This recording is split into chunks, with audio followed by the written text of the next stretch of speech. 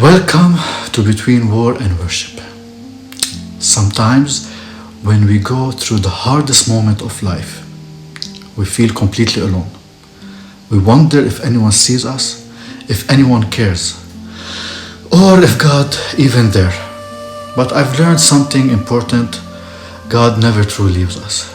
Even in our darkest hour, He sent us angels, not always with wings or halos, but in the form of people who show His love in small, meaningful ways.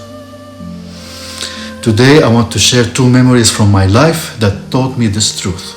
Memories that still stay with me and remind me of God's care.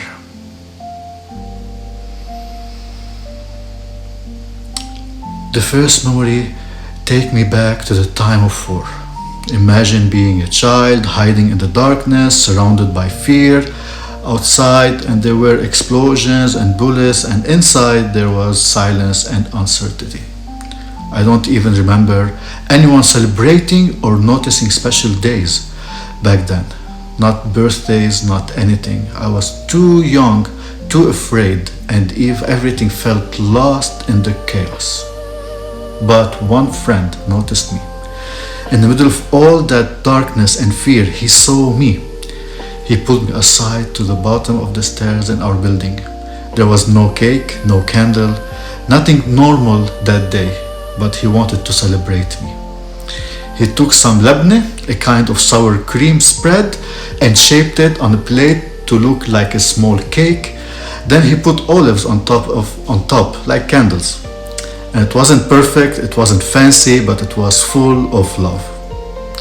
In that moment, I realized something profound. Even when the world feels dark, even when no one else remembers you, God can send someone to remind you that you matter.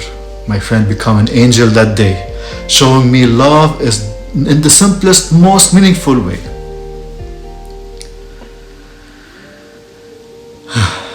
But life doesn't always stop giving us pain.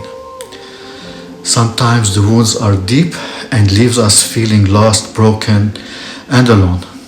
I experienced something in my childhood that left me deeply hurt and traumatic experience that made me feel isolated and afraid. Don't need to go into details, but I want you to know that it changed me. And for a long time, I felt very alone.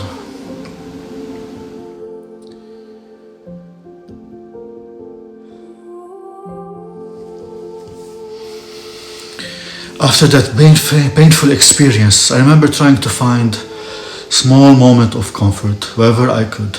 Sometimes I would sit quietly in the shower, letting the warm water run over me, just to feel a little peace before facing the world again. Then at school, there was a girl, older than me. She must have seen the sadness in my eye. Every recess, she would come and hold my hand, and we would walk around the schoolyard together. I don't remember us talking much. All I remember is the warmth of her hand and the simple presence of someone who cared. In that simple act, I felt peace. She was an angel sent by God, reminding me I wasn't truly alone, even in my pain. I was seen even in my silence. I was not forgotten. So when I look back at these two memories, I see a pattern. God didn't instantly erase the fear, the trauma, or the pain, but He sent people who carried His love, small, simple acts that made a huge difference. Sometimes God's angels show up as friends who notice us when no one else does. Sometimes they are strangers or classmates who hold our hand and walk with us without judgment. Sometimes they are just one small moment of warmth in the middle of darkness.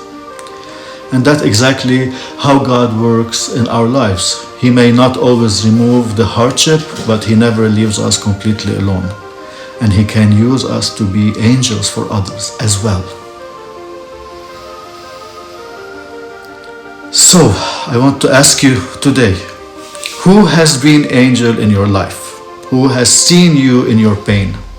Remembered you when you felt invisible, or walked with you when you were broken?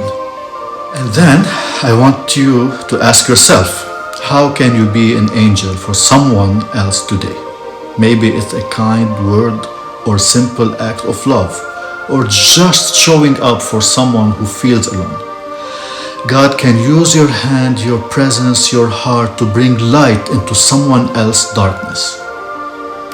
Thank you for listening to my story. If it's encouraged you, please share with someone who might need to hear this today. And don't forget to subscribe. Together, we can be part of God's light and love in the world. This is Between War and Worship.